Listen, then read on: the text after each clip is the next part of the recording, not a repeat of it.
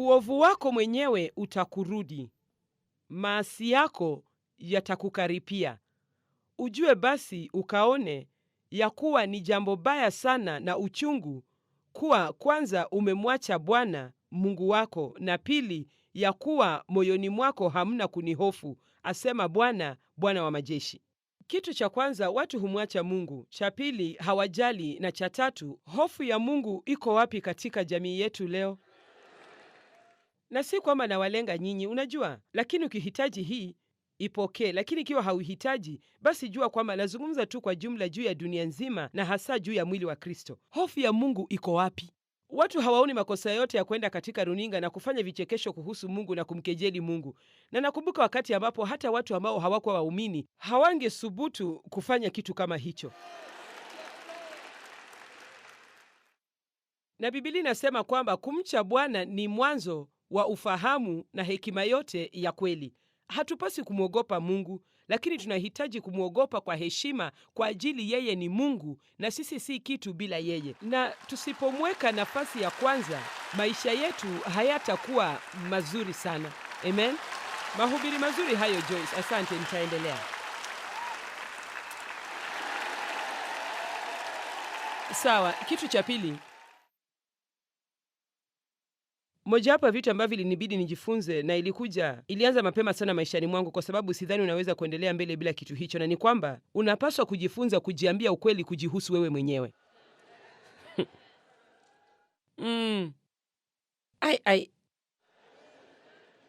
Yohana 1:31 na 32. Nyinyi mkikaa katika neno langu mmekuwa wanafunzi wangu wa kweli, tena mtaifahamu kweli, na hiyo kweli itawaweka huru. Sasa si kusikia ukweli peke yake ndiyo hutuweka huru, ni kutumia ukweli tunayosikia. Na sijui mnafahamu jambo hili kwa kiasi gani au hamlifahamu kabisa, lakini watu wamedanganywa sana. Ni kitu cha ajabu kuona ni vitu vingapi watu wanaviamini ambavyo si kweli kabisa. Lakini kitu cha kusikitisha ni kwamba ukiamini kitu fulani, basi kinakuwa kweli kwako. Mfano mmoja, pengine umeharibu maisha yako na shetani amekudanganya na amekufanya ufikirie kwamba sasa daima utakuwa na maisha duni. Uongo. Ni uongo.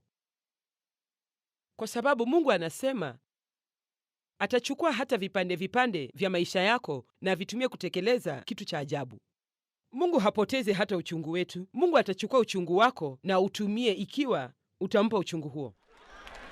Hakuna kitu ambacho Mungu hawezi kukikomboa. Mungu anaweza, yeye ni mkombozi na anaweza kukomboa kitu chochote. Ndiyo maana hakuna mtu aliye hapa usiku wa leo au anatutazama kwenye runinga anayepaswa kuwa na hofu maishani mwake, kwamba amechelewa sana, kwamba amefanya makosa mengi sana, kwamba hakuna matumaini kwake. Hupaswi kuishi kwa hofu, kwa sababu Mungu ndiye mkombozi. Ametununua kwa damu ya Kristo, na kila kitu maishani mwetu kinaweza kurejeshwa, kibadilishwe na kiwe kitu kizuri. Mmesikia hiyo? Mungu anaweza kuchukua kitu kibaya zaidi unachoweza kufikiria, na kwa njia moja au nyingine akiwekee baadhi ya viungo vyake hapo ndani, kisha akibadilishe na kiwe muujiza. Lakini unachopaswa kufanya ni kumpa kitu hicho. Mpe tu kitu hicho. Mungu, nimefanya makosa haya makubwa na naomba msamaha. Siwezi kufanya kitu chochote kuhusu hali hii, na kupatia hali hii. Na hata kurudishia hali hiyo, ataichukua na kuonyeshe kwamba yeye ni Mungu maishani mwako. Tunahitaji kuwekwa huru kutokana na uongo. Shetani ndiye mwongo mkubwa. Kuna sehemu za maisha yetu ambazo hatuwezi kuziona, kama vile kuna sehemu ambazo huwezi kuona katika vioo vya ubavuni vya magari yenu na kioo cha kuona nyuma. Ndiyo maana una zaidi ya kioo kimoja. Una kioo hiki, una kioo kile, una kioo kile, kwa sababu kuna sehemu ambazo huwezi kuziona. Ni sharti uangalie kila mahali. Na tunahitaji kwenda kwa Mungu na tuseme, Mungu, nataka kujifunza kujiambia ukweli kujihusu mimi mwenyewe. Ni wazo la kutisha, sio? Si ukweli kuhusu mtu mwingine ndio utakaoniweka huru. Ni ukweli kunihusu mimi ndio utakaoniweka huru. Na huwa tunapenda kusikia ukweli kuhusu watu wengine. Nina uhakika kwamba tayari mmefikiria kuhusu orodha kubwa ya watu ambao mngetaka wawe hapa wikendi hii. Jamani, laiti mtu fulani hangekataa kuja hapa. Huu ndio ujumbe anaohitaji. Na unajua, unafikiria juu ya watu 4 ambao ungetaka kuwapigia simu ili uwashawishi waje. Amen. Basi njoo nao, hata hivyo ni vizuri, lakini jambo ni hili, niko hapa na wewe uko hapa, na Mungu ana kitu anachotaka kutuambia na kuhimiza ujifunze jinsi ya kujiambia ukweli kujihusu wewe mwenyewe. Ni vizuri sana kwetu tukijua sifa zetu zilizo nzuri, lakini pia tunahitaji kufahamu vizuri udhaifu wetu, lakini tusijihukumu. Lengo si kujihukumu, ni kuwa mwaminifu na kusema vitu wazi, kwa sababu vitu vya pekee ambavyo humpa shetani nguvu ni vitu vilivyo gizani. Tukiweka vitu katika nuru, vitu hivyo vinapoteza nguvu yao. Amen. Hupaswi kuficha vitu gizani, mahali ambapo shetani anavitumia kukutesa. Unaweza kuviweka wazi, viweke katika nuru, viweke wazi mbele ya Mungu. Tayari anavijua vyote, na useme, Mungu, nakubali jambo hili, nakubali kuwajibikia jambo hili, na nataka kuwekwa huru. Yeremia 17 mstari wa 9. Hebu tuangazie kifungu hiki. Moyo huwa mdanganyifu kuliko vitu vyote. Una ugonjwa wa kufisha. Nani awezaye kujua? Nani awezaye kuelewa moyo wake na akili zake mwenyewe? Yaani ni kusema sisi sote pamoja na mimi tuna mawazo kujihusu sisi wenyewe ambayo kwa wakati mwingine ni ya kiburi. Nitajitafutia mtu ambaye anakubaliana nami na nimhubiria yetu.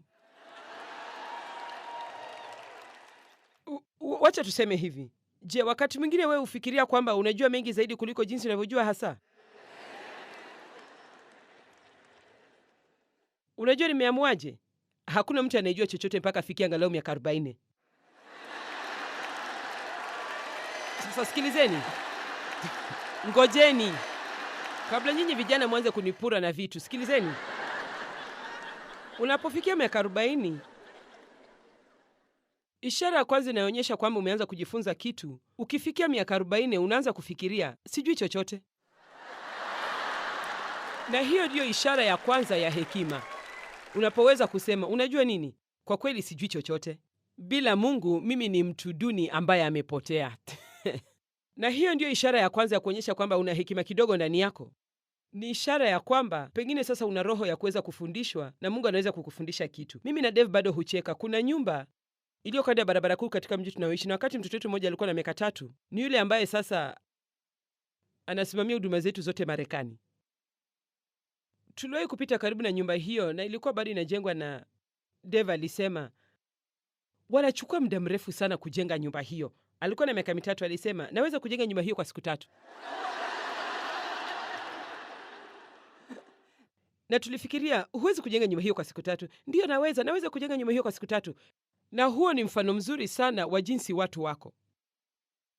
Hatuelewi hata kidogo. Hatuelewi jinsi tulivyopungukiwa.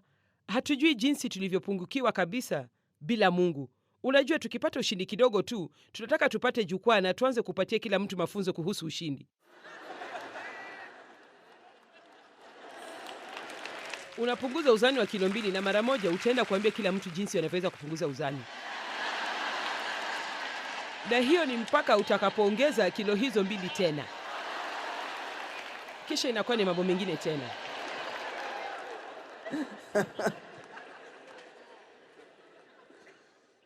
Ni kitu cha kuogofya kweli ukikitafakari, na hiki ni kitu tunachopaswa kuombea kila siku. Nafikiri tunapaswa kuomba kwa kusema, Mungu nisaidie nisidanganywe. Tuanze kuomba kwa namna hiyo kila, Mungu nisaidie nisidanganywe, na kama kuna sehemu zozote maishani mwangu ambapo nadanganywa, basi nionyeshe. Nifunulie ukweli, kwa sababu sitaki kudanganywa, na hasa sitaki kudanganywa kujihusu mimi binafsi. Nisaidie nisijifikirie kwamba niko juu zaidi kuliko jinsi nilivyo hasa. Nisaidie nisiwakosee watu bila hata kujua kwamba nimewakosea. Nisaidie nisiwe na ubinafsi na kujifikiria mimi binafsi. Nisije nikakosa kuona watu walio karibu na mimi ambao wana mahitaji, kwa sababu nina ubinafsi mkubwa kiasi kwamba siwezi kuona mahitaji yao. Nisaidie nisimlaumu mtu mwingine kwa matatizo yangu yote.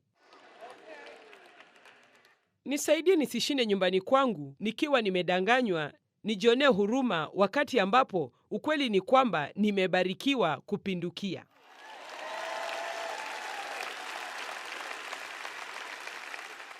Je, niwaambie ukweli? Basi hebu jitayarisheni kwa jambo hili ambalo nataka kuwaambia.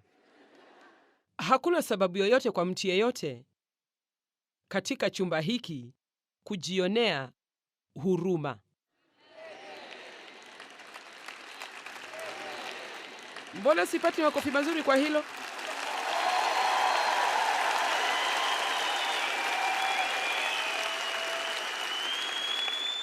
Unajua ni kwa nini? Kwa sababu una matumaini. Huenda ukawa katika hali ngumu, lakini una Yesu na una matumaini na kuna suluhu. Na hata kwa wale wanaotutazama kwa runinga, naweza kusema kwamba najua baadhi yenu mna matatizo makubwa maishani mwenu, na si kwamba sijali hali zenu, najali. Lakini nilibidi jifunze jambo hili kutoka kwa Mungu. Joyce, unaweza kujionea huruma au unaweza kuwa na nguvu, lakini huwezi kuwa na zote mbili. Kwa hivyo chagua utakalo. Na kila kitu kilichokuwa kibaya maishani mwangu kilikuwa ni makosa ya mtu mwingine. Ilikuwa ni makosa ya Dave. Kama Dave hangefanya hiki, basi ningekuwa na furaha, na kama watoto wangefanya kile, basi ningekuwa na furaha, na nililaumu watu, lakini makosa hayakuwa yangu. Makosa hayakuwa yangu. Mpaka Mungu alipoamua kunionyesha ukweli. Alionyesha jinsi mambo yalivyokuwa mtu akiishi nyumbani pamoja na mimi.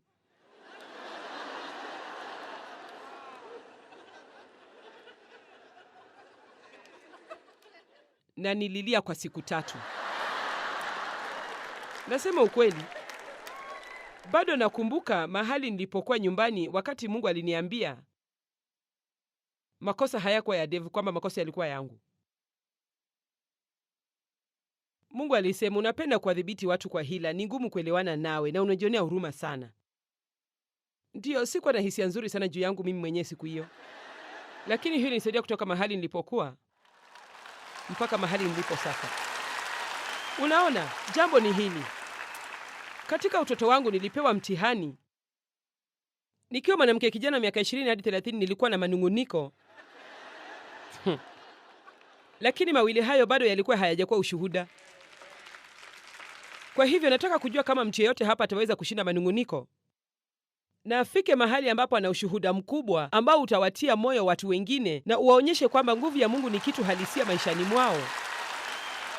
Na kwamba wanaweza kuishi maisha mazuri ya ajabu. Amen, amen, amen. Hivi karibuni nimekuwa nikitafakari sana kuhusu Obadiah mlango wa 1 mstari wa 3, kwa sababu inasema tu, kiburi cha moyo wako kimekudanganya. Kiburi hicho kibaya. Kujiona uko juu zaidi kuliko jinsi ulivyo hasa. Na kila tunapofanya hivyo, bila shaka tunaanza kuwadharau watu wengine. Sitakusikia, hujui mengi kunishinda. Mbona usinyamaze ili nikwambie jinsi mambo yalivyo hasa? Jamani, mmeelewa sio? Nataka kuona mkichangamka mkielewa kipengele hiki. Unaona, kisha tusonge mbele kwa kipengele kingine. Uongo. Yamkini mojawapo ya mifano mikuu zaidi katika Biblia kuhusu uongo huko katika Samueli wa 1 mlango wa 15. Wakati Mungu alikuwa amemtia mafuta Sauli kuwa mfalme na akampa maagizo kwamba aende katika nchi ya adui na auwe kila kitu, kila mtu, kondoo wote, ng'ombe wote, watu wote, wanaume kwa wanawake, watoto, kila kitu. Alisema waangamize wote. Na najua kwamba hilo linaonekana ni jambo la ukatili, lakini unapaswa kukumbuka kwamba mataifa haya yalikuwa ya wapagani walioabudu miungu ya sanamu. Samueli wa 1 mlango wa 15 inasema, akamkamata Agagi mfalme wa Amaleki yuhai, akawaangamiza hao watu wote kwa upanga. Basi hakufanya kama alivyoagizwa na Mungu. Karibu atimize maagizo yote ya Mungu, lakini hakufanya kile alichoagizwa na Mungu. Na kutii kidogo ni sawa na kutotii kabisa. Jamani, lazima nitie asali kwenye usemi huo ndipo mpokee vizuri. Nimesema kutii kidogo Sawa, nitasoma kifungu kingine. Lakini wakamwacha Agagi hai, na katika kondoo walio wazuri na ng'ombe na vinono na wanakondoo na chochote kilichochema. Basi alienda huko, na badala ya kuangamiza kila kitu kama alivyoagizwa na Mungu, aliangamiza vile vitu vibaya na akasalia na vitu vizuri. Na kufanya mambo yawe mabaya zaidi, Mungu alisema, najuta kwa sababu nimemtawaza Sauli awe mfalme, maana hakufanya nilivyomwamuru. Sasa nabii Samueli alimwendea Sauli na akasema, ni nini hiki umefanya? Na Sauli akasema, hebu sikilizeni hii. Ubarikiwe na Bwana, nimeitimiza amri ya Bwana. Na unajua nini? Nafikiri Sauli aliona kana kwamba ameitimiza amri ya Bwana, lakini hakutii kikamilifu, na alifikiria anaweza kumtii Mungu kidogo tu, au anaweza kumtumikia Mungu kidogo tu Jumapili asubuhi, lakini afanye chochote anachotaka siku zilizosalia za wiki. Ooh. Uh-oh. Uh-oh. Basi mimi msikiliza Joyce kila asubuhi, hiyo itatatua shida zangu zote. Kumsikiliza Joyce ndio wakati wangu na Mungu. Unajua nini? Nafurahi sana wewe unisikiliza, lakini ikiwa itakubidi uchague kati yangu na Mungu, basi mchague Mungu, kwa sababu sitaki kujitia mashakani. Nahisi msukumo wa kukuambia umweke Mungu nafasi ya kwanza. Amen. Hakuna mwanaume au mwanamke mwingine duniani anayeweza kuchukua nafasi ya Mungu. Ni vizuri kujifunza na kukua, lakini chukua kile ulichojifunza na ukutane na Mungu na umwombe akifanye kiwe na manufaa maishani mwako. Tuache hayo. Ndiyo, nimetimiza amri ya Mungu. Ni hadithi ndefu, sina muda wa kuisoma yote, lakini tukizingatia mambo hayo yote yaliyotokea, unajua kimsingi tatizo lilikuwa nini? Watu walichoka kungoja. Na Biblia inasema kwamba Sauli alifanya kile alichofanya kwa sababu aliogopa watu. Hakutaka kukataliwa na watu, kwa hivyo alihatarisha uhusiano wake na Mungu ili awafurahishe watu. Sasa hakika kuna mtu hapa ambaye amewahi kualikwa katika sherehe, ambaye alijua kutakuwa na madawa ya kulevya na mambo mengine mabaya, na ulijua kwamba hupasi kwenda huko, lakini hukutaka marafiki zako wakukasirikie. Kwa hivyo ulifikiri, nitaenda tu, lakini sitatumia kitu chochote kibaya, sitafanya hiki, sitafanya kile, kisha ukajipata katika mashaka makubwa. Sasa hakuna mtu sawa, nitachagua kitu kingine. Unajua, ni kitu cha ajabu kuona vitu tunavyofanya ili tusipoteze watu. Sitaki kuharibu uhusiano na watu hawa, na mara nyingi ni watu ambao wanatia sumu katika maisha yetu. Hawatujali kabisa. Mambo yakiwa mabaya kwetu, hao ndio watu wa kwanza kututoroka. Lakini tunaweza kuhatarisha uhusiano wetu na Mungu, alimradi tuendelee kuwa na uhusiano na watu hao.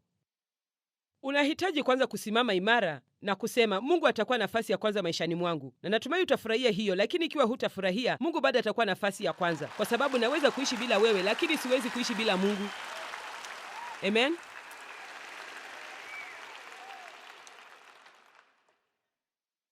Wacha ukweli ukuweke huru.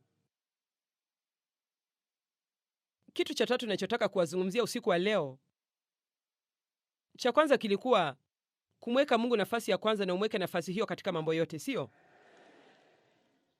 Cha pili kilikuwa kujiambia ukweli kujihusu wewe mwenyewe, sio? Sasa ni kuelewa maana hasa ya kuwa ndani ya Kristo. Kuwa ndani ya Kristo kuna maanisha nini? Unapookoka, unaondolewa kutoka kwa dhambi na unawekwa hapa ndani ya chombo kingine kinachoitwa Kristo. Kwa hivyo hutambuliwi tena kama mwenye dhambi mchafu. Huo si utambulisho wako tena, huo si utambulisho wako tena. Huenda utafanya dhambi, lakini huo si utambulisho wako tena. Sasa una asili mpya. Mtu akiwa ndani ya Kristo amekuwa kiumbe kipya. Unapata asili mpya ndani yako. Nafsi yako bado ni ile ile, mwili wako bado ni ule ule. Kuna kazi inayotakiwa kufanywa ndani yako, lakini kiini cha utambulisho wako sasa ni kitakatifu na ni kizuri. na Mungu anakuona katika mtazamo tofauti kabisa. Sasa anakuona ukiwa ndani ya Kristo. Lakini ni sharti pia wewe uanze kujiona kwa mtazamo huo. Hebu tuangazie Warumi 5:15. Lakini karama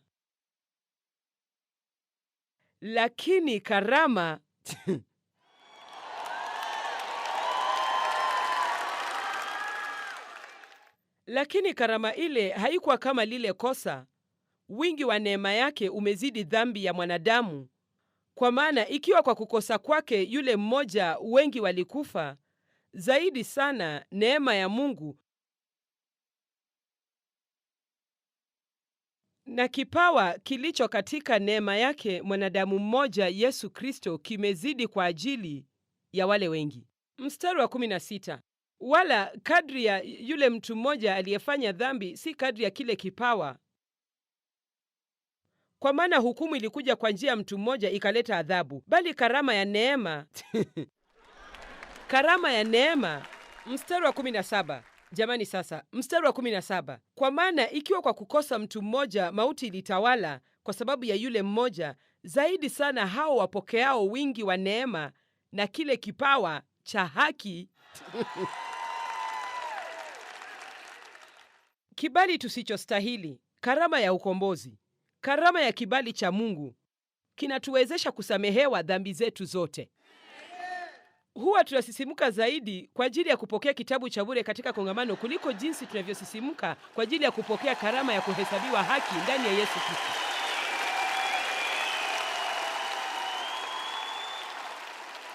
Nimewashika hapo, sio? Ni kitu cha ajabu jinsi tunavyosisimuka tunapopokea zawadi ya bure, ilhali wacha niwaambie, ndani yenu mumejazwa.